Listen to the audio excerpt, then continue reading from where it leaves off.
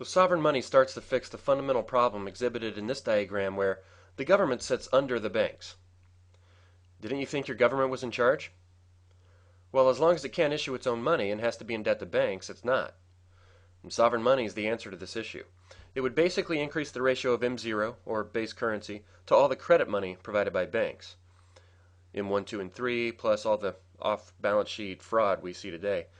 Not only does it increase the ratio, but it fixes the fact that we really have no base currency because all we have is issued by a private banking cartel rather than our own government. So, this is the first and most important agenda item. And now, a lot of the people who are aware of the energy and environmental problems we face might be thinking that resetting the system with sovereign money would just kick off more exponential growth, but remember, the absurd levels of growth, scale, and velocity we see in the system come from the vortex fueled by debt-based money. The sovereign money and lower leverage would slow the system down and reduce the scale. But it would do so in the interests of the people rather than the banks. And the Fed would have to be nationalized, and we would need to build the right structure to control the quantity of sovereign money, not just the quantity going in, but also the quantity being sucked out, which means usury laws would be needed to keep the banks from jacking up interest rates to the triple digits to vacuum up the sovereign money.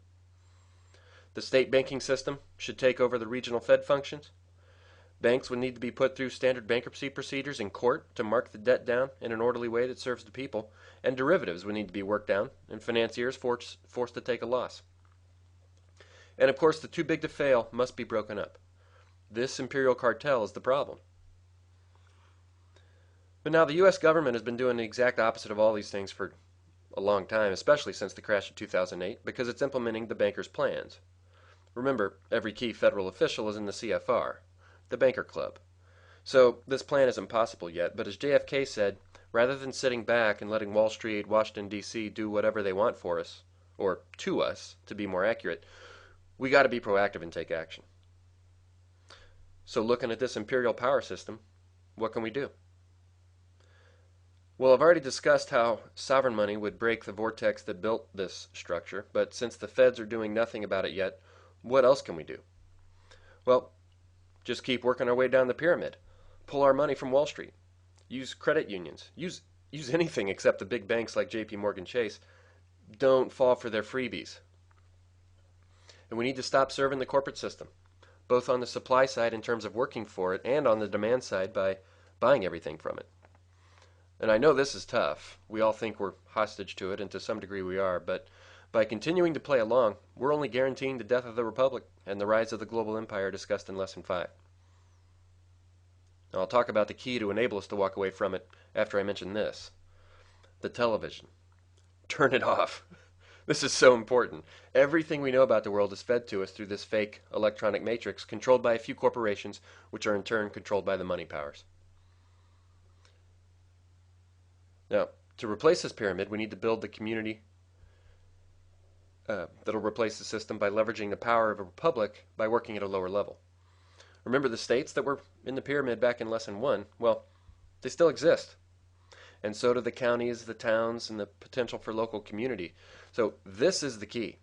We must make these levels of society function by participating in them directly. Make them do their jobs. A republic depends on bottom-up participation. So rather than racing around the corporate empire, we must get involved with our state legislatures. There are some state officials that want to reassert state power, but if we aren't talking to them and pushing specific actions through them, they're stuck only hearing from the bank lobbyists. And they know that they don't have you at their back. We need to push them to spend money into the system as an asset rather than submitting to Wall Street tyranny and being forced to borrow. They can't borrow anymore. They're bankrupt because of this system.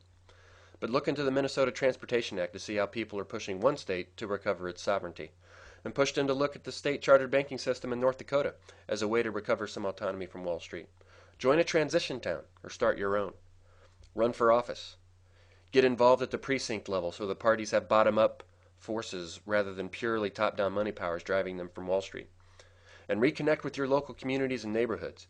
Start talking about how to work together to develop independence from the corporate system. And we can go further down the pyramid below the corporate powers to academia, government, and the military and law enforcement, which have all been co-opted by this system. We have to recognize how we've been programmed by this system through our lives, by the imperial education system and the media. And academic professionals, you need to pursue truth and recognize how the pyramid controls your profession. Also, homeschool the kids or community school them. Letting the state raise kids is one of the keys to how this pyramid got built in the first place. When it comes to government, don't vote or otherwise participate in the national level elections if your only option is one of the corporate candidates. By participating, you're giving legitimacy to utter illegitimacy. Instead, spend all your political energies at the level of the republic, states, counties, and towns, and again, turn off the TV. It sucks us into the national election like the Super Bowl. And that's why we're so consumed with presidential elections but don't care about lower level elections.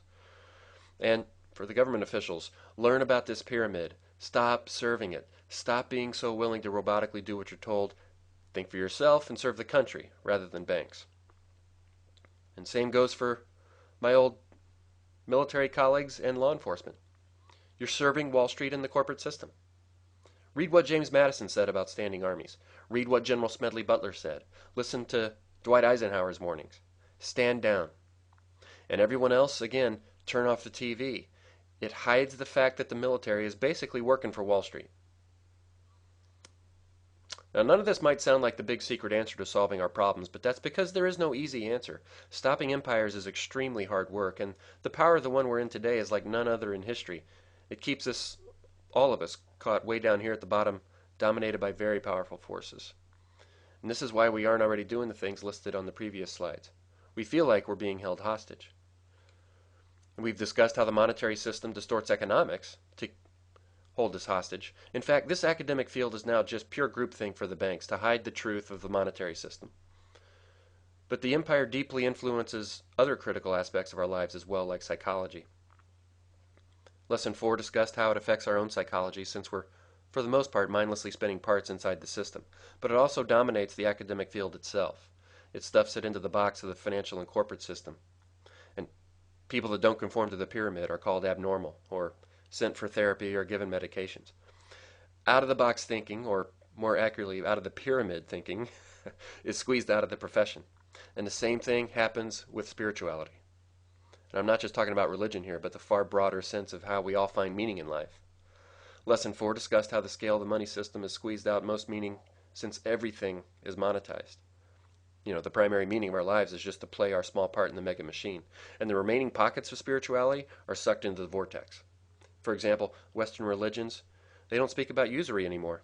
The very foundation of the vortex in our society. And a lot of them tend to fuel the vortex further in order to sort of fit in and be accepted by encouraging material pursuits and monetary abundance.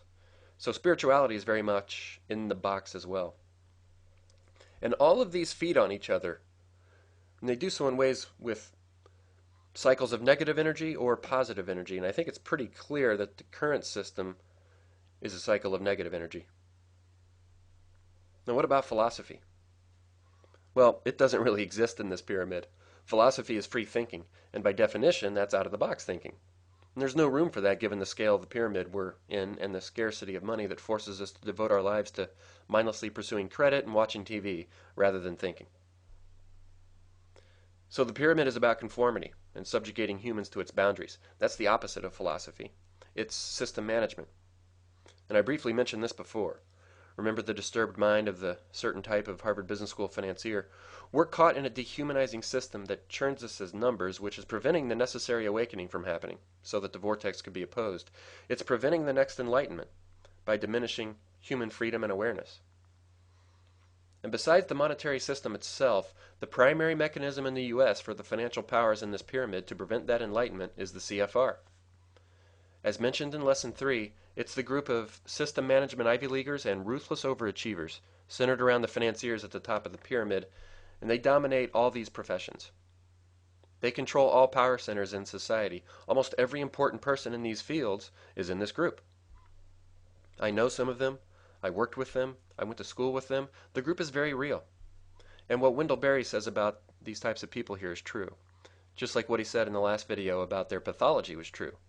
They prefer big systems, not local community and local people. They're generally narcissists, so they're the last people we would want running our lives. And this needs to stop. We must move beyond narcissism and the pathology of system management to start doing the types of things we've been talking about in this video. So to unleash Enlightenment forces and renew humanity by allowing spirituality, psychology, and economics some freedom to bubble up and escape the pyramid, a new council that stands for philosophical openness is necessary. And that's the Council on Spiritual, Psychological, and Economic Renewal.